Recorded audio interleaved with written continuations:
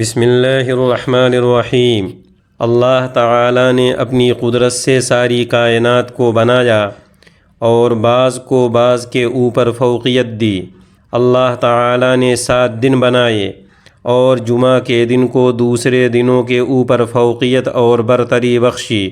جمعہ کے فضائل میں یہ بات خاص طور پر ذکر کے قابل ہے کہ تمام دنوں میں صرف جمعہ کے نام سے ہی پورے قرآن میں سورت نازل ہوئی ہے، جس کی رہتی دنیا تک تلاوت ہوتی رہے گی۔ رسول اللہ صلی اللہ علیہ وسلم نے جمعہ کے بہت سے فضائل ارشاد فرمائے ہیں۔ آپ صلی اللہ علیہ وسلم نے ارشاد فرمایا، جمعہ کا دن سارے دنوں کا سردار ہے۔ یہ دن اللہ تعالیٰ کے نزدیک عید الاضحیٰ اور عید الفطر سے بھی زیادہ مرتبہ والا ہے۔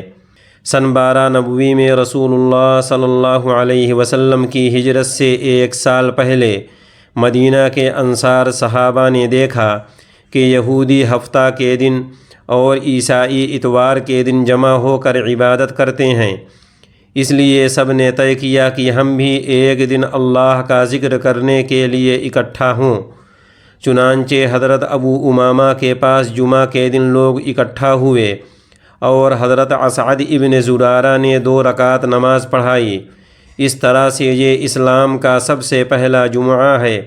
اس کے چند دن بعد ہی باقاعدہ طور پر جمعہ قائم کرنے کے لیے نبی کریم صلی اللہ علیہ وسلم نے مدینہ منورہ میں حضرت مصعب ابن عمیر رضی اللہ عنہ کو مدینہ میں جمعہ کو قائم کرنے کے سلسلے میں خط بھیجا۔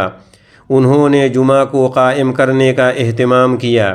نبی کریم صلی اللہ علیہ وسلم نے مکہ سے مدینہ کی طرف ہجرت کی تو آپ صلی اللہ علیہ وسلم مدینہ کے قریب قباء کی بستی میں سوموار کو پہنچے اور چند دن یہاں پر آپ ٹھہرے اور جمعرات کے دن آپ نے مسجد قباء کی بنیاد رکھی۔ یہ اسلام کی پہلی مسجد ہے جس کی بنیاد تقوی پر رکھی گئی۔ 12 ربیع الاول جمعہ کے دن صبح کو نبی کریم صلی اللہ علیہ وسلم صبح کے وقت مدینہ منورہ کے لیے روانہ ہوئے۔ راستے میں دونوں طرف مہاجرین اور انصار کی جماعتیں موجود تھیں اور فضا قدم قدم پر تکبیر کے نعروں سے گونج اٹھتی تھی۔ جب یہ مبارک قافلہ چلتے چلتے بنو سالم کی بستی میں پہنچا تو جمعہ کی نماز کا وقت ہو گیا، تو آپ صلی اللہ علیہ وسلم نے اس جگہ پر ان کی مسجد میں جمعہ کی نماز پڑھائی۔ اس وقت سے لے کر آج تک اس کو مسجد جمعہ کہا جاتا ہے، کیونکہ مدینہ کی سرزمین میں حضور صلی اللہ علیہ وسلم کی امامت میں پہلا جمعہ اسی مسجد میں پڑھا گیا تھا۔ آپ نے اس جمعہ کی نماز میں جو خطبہ ارشاد فرمایا تھا وہ آپ کا جمعہ کا سب سے پہلا خطبہ ہے۔ اس بات پر سب کا اتفاق ہے کہ جاہلیت کے زمانے میں جمعہ کے دن کو یوم عروبہ کہا جاتا تھا۔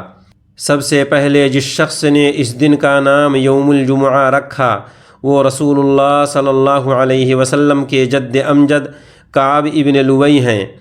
وہ اس دن اپنی قوم کو حرم شریف میں جمع کر کے ان کو واعظ کیا کرتے تھے اور کہتے تھے کہ اس حرم سے ایک نبی ظاہر ہونے والے ہیں۔ جمعہ کو جمعہ کیوں کہا جاتا ہے اس میں اختلاف ہے۔